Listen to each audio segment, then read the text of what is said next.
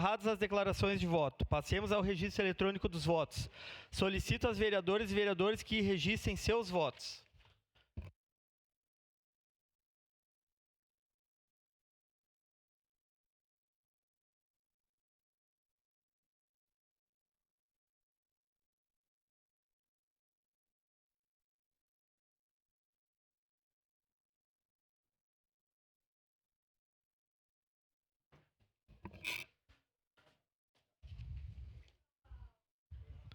Encerrado o registro dos votos, é encerrada a votação.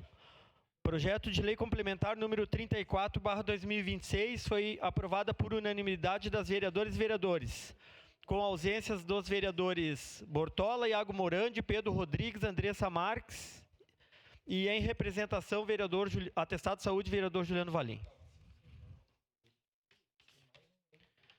Encerrada a ordem do dia.